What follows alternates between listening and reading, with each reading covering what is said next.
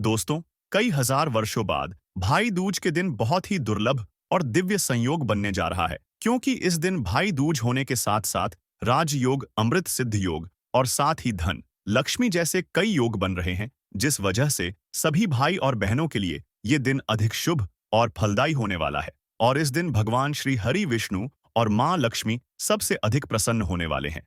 इसलिए इस दिन जो भी बहनें अपने भाई के लिए सच्चे दिल से मांगेगी, वो मनोकामना जरूर पूरी होगी। वही दोस्तों, भाई दूज पर ऐसा खाना कभी घर में मत बनाना, और भाई दूज पर भाई को ऐसा कलावा कभी मत बांधना, वरना भाई की मृत्यु हो जाती है। साथ ही जानिए, भाई दूज पर जो गोला होता है उसका भाई क्या करे, और भाई दूज पर केले अर्पित क्यों करते हैं, और केले क्यों लाते हैं, और भाई दूज पर सेवैया क्यों बनाई जाती है, और इस दिन बहन को क्या उपहार देना चाहिए और क्या नहीं, और इस दिन कौन से कपड़े नहीं पहनने चाहिए, साथ ही इस दिन व्रत रखें या नहीं, और भाई दूज किस दिन पड़ेगा, और भाई दूज करने का शुभ मुहूर्त कब रहेगा, जाने सब कुछ इस वीडियो में। इसलिए वीडियो को आखिर तक जरूर देखें। और दोस्तों, अगर आप भी अपने भाई और बहन के लिए लंबी आयु और सुखी जीवन की कामना करते हैं, तो इस वीडियो को लाइक करें कि कमेंट में जय श्री हरि विष्णु लिखना न भूले। दोस्तों, हर साल कार्तिक मास के कृष्ण पक्ष की द्वितीया तिथि को भाई दूज का त्योहार मनाया जाता है। यह पर्व भाई बहन के प्रेम का प्रतीक है, जो कि हर साल दिवाली के 2 दिन बाद कार्तिक मास शुक्ल पक्ष की द्वितीया तिथि को आता है। दोस्तों, लेकिन इस बार 2 दिन द्वितीया तिथि का संयोग होने से गोवर्धन पूजा और भाई दूज की तिथियों में इसका प्रभाव पड़ा है। तो आइए जानते हैं, इस साल भाई दूज कब मना सकते हैं। भाई दूज तिलक का सबसे शुभ समय और भाई दूज के कुछ विशेष नियमों के बारे में दोस्तों, शास्त्रों में उल्लेख मिलता है कि कार्तिक कृष्ण पक्ष की द्वितीया तिथि के दिन यमराज अपनी बहन के घर दोपहर के समय आए थे और बहन की पूजा स्वीकार कर उनके घर भोजन किया था। दोस्तों, इस साल भाई दूज की कार्तिक कृष्ण पक्ष की द्वितीय 2 दिन यानी कि 2 और 3 नवंबर 2 दिन दोपहर के समय प्राप्त हो रही है। ऐसे में आप चाहें तो दोनों ही दिन इस पर्व को मना सकते हैं, लेकिन शास्त्रों में कोई भी व्रत त्योहार उदया तिथि में मनाना ज्यादा श्रेष्ठ माना जाता है। इसलिए इस बार उदया तिथि के अनुसार 3 नवंबर शनिवार के दिन भाई दूज का पर्व मनाया जाएगा। दोस्तों, अब जान लेते हैं भाई दूज तिलक मुहूर्त क्या रहेगा। दोस्तों, 3 नवंबर को तिलक करने का शुभ मुहूर्त दोपहर बाद 1:10 से लेकर 3:22 तक है। इस अवधि के दौरान बहनें अपने भाई का तिलक कर सकती हैं। आइए अब जान लेते हैं भाई को तिलक किस तरह किया जाता है। दोस्तों, इस दिन यमुना स्नान का बड़ा महत्व है। अगर आप यमुना स्नान को नहीं जा सकते हैं, तो घर पर ही गंगा जल मिले जल से स्नान कर सूर्य देव को जल का अर्घ्य दें। दोस्तों, तिलक की थाली में रोली, अक्षत, कुमकुम, मिठाई, कलावा, सुपारी या सूखा गोला रखे। भाई को तिलक करने से पहले गणेश जी का ध्यान करें। दोस्तों, तिलक के शुभ मुहूर्त में भाई का तिलक कर उनके हाथ में कलावा बांधे और उन्हें सुपारी या गोला भेंट करें। भाई का तिलक कर मिठाई खिलाकर उन्हें भोजन कराएं। अब जान लेते हैं इस दिन किए जाने वाले खास नियम क्या है। दोस्तों, शास्त्रों के नियमानुसार भाई दूज पर भाई को तिलक लगाते समय दिशा का ध्यान जरूर रखें। भाई को तिलक करते समय भाई का मुंह उत्तर या उत्तर पश्चिम दिशा में होना चाहिए। वहीं बहन का मुख उत्तर पूर्व या पूर्व दिशा में होना शुभ माना जाता है।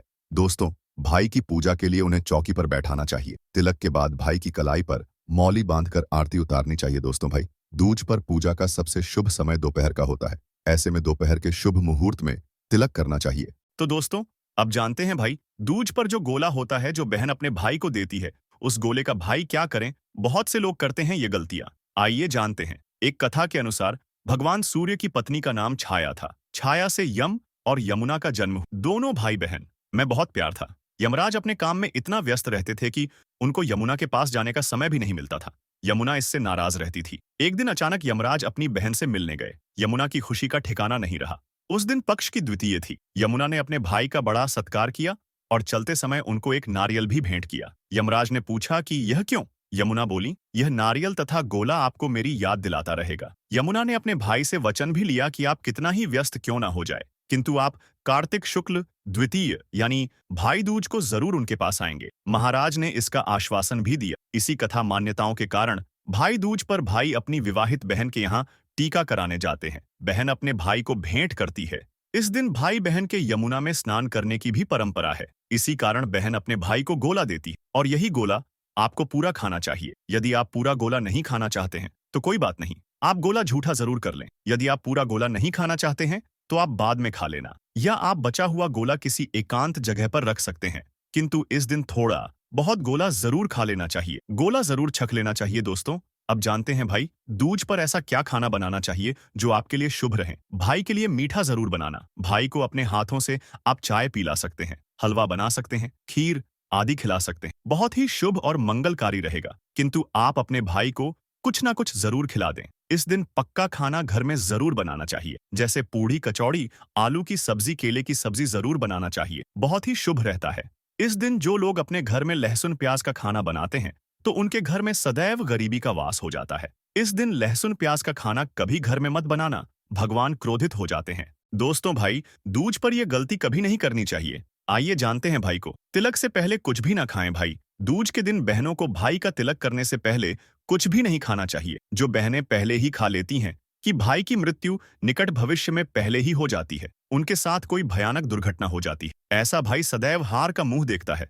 भाई दूज के दिन बहनों को अपने भाई की पसंद का ही खाना बनाना चाहिए। भाई दूज के दिन अपने भाई का तिलक करके उसे मीठा खिलाना चाहिए। ऐसा करने से भाई बहन में सदैव प्यार बना रहता है। बहन भाई इस दिन ना करें एक दूसरे का अपमान। भाई दूज के दिन भाई अपनी बहन के ससुराल जाते हैं।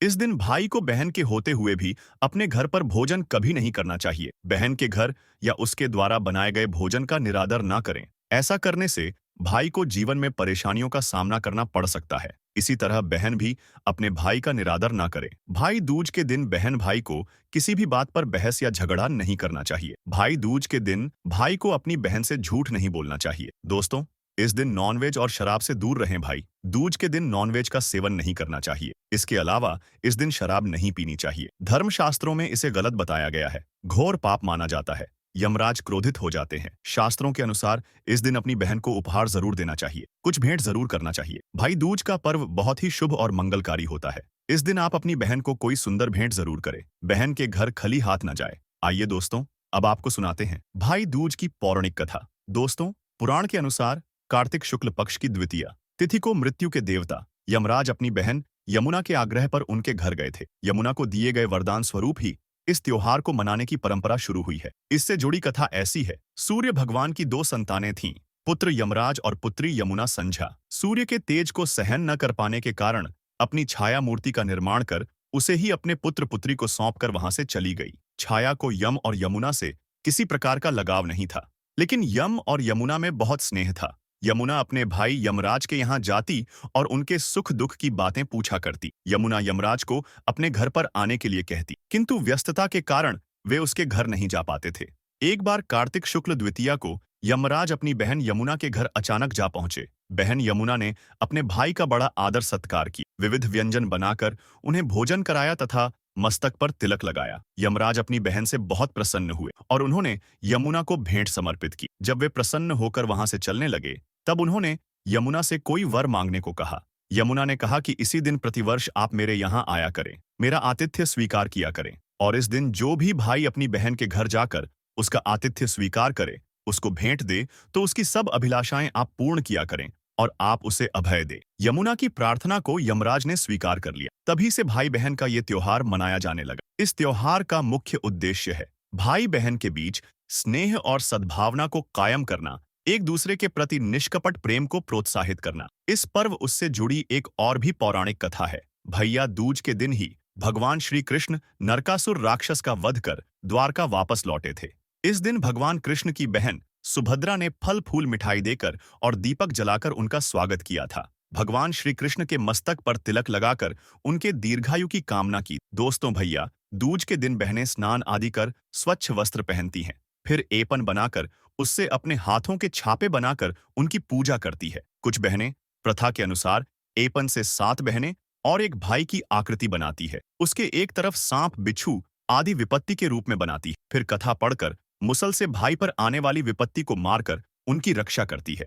अपने भाई की खुशहाली के लिए बहनें भगवान से प्रार्थना करती हैं। इस दिन यम की पूजा करते हुए बहनें प्रार्थना करें कि हे यमराज, श्री मार्कम या हनुमान राजा, बलि परशुराम, व्यास, विभीषण, कृपाचार्य तथा अश्वत्थामा, इन 8 चिरंजीवियों की तरह मेरे भाई को भी चिरंजीवी होने का वरदान दें। पूजा के समय बहनें भाई की हथेली पर चावल का घोल लगाती है, उसके ऊपर सिंदूर लगाकर कद्दू के फूल, पान, सुपारी मुद्रा आदि रखकर धीरे धीरे पानी हाथों पर छोड़ते हुए ये बोलती है, गंगा पूज, यमुना को यमी पूज, यमराज को सुभद्रा पूजे, कृष्ण को गंगा यमुना नीर बहे। मेरे भाई की आयु बढ़े। पूजा के बाद बहनें अपने भाई को तिलक कर आरती उतारती हैं और उसके बाद ही स्वयं कुछ खाती हैं। तिलक करते समय भाई का मुख किस दिशा में होना चाहिए, इस बात का भी विशेष ध्यान रखें। तिलक करते समय भाई का मुख उत्तर दिशा या उत्तर पश्चिम दिशा, इन दोनों दिशाओं में से किसी भी एक दिशा में करना शुभ माना जाता है।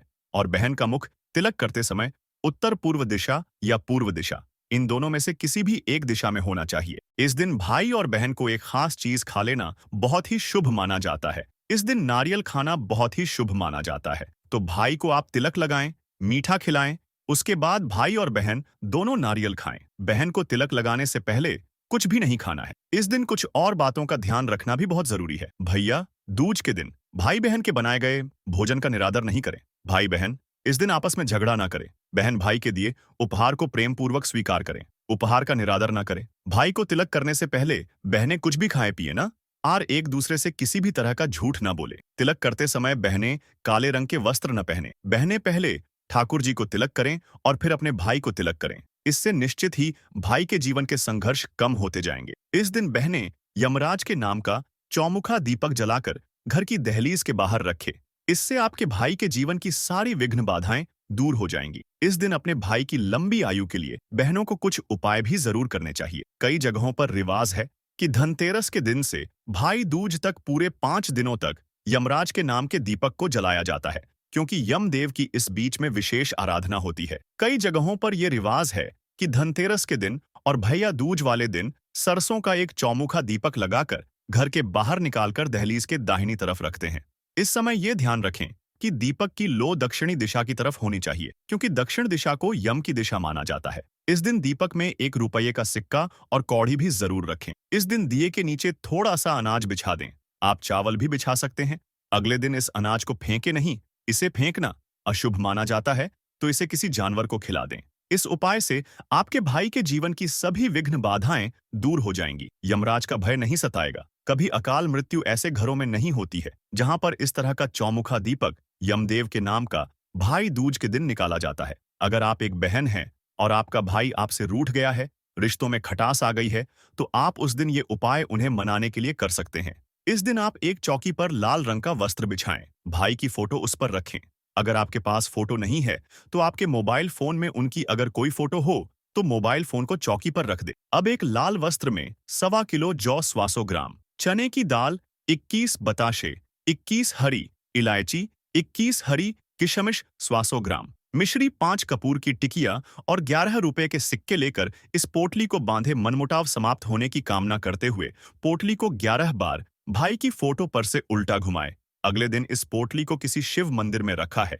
कुछ ही दिनों में भोलेनाथ आपकी मनोकामना पूर्ण करेंगे। भाई खुद सामने से रिश्ते सुधारने की कोशिश करेगा, तो विधिवत तरीके से ये त्योहार मनाएं, रिश्तों को वृद्धिगत करें, परिवार में खुशियां लाए। तो दोस्तों, उम्मीद करते हैं आज के वीडियो से आपको लाभ अवश्य होगा। अगर वीडियो आपको अच्छी लगी हो तो लाइक कर दी और ज्यादा से ज्यादा इस वीडियो को अपने फैमिली फ्रेंड के साथ शेयर कीजिए। चैनल को सब्सक्राइब कर लीजिएगा, बेल बटन को प्रेस कर लीजिए। इससे ये होगा कि इस तरह की सभी वीडियोस की नोटिफिकेशन आपको सबसे पहले मिलेगी। तो मिलते हैं आपसे अगले वीडियो में। तब तक के लिए नमस्कार। जय श्री हरि विष्णु।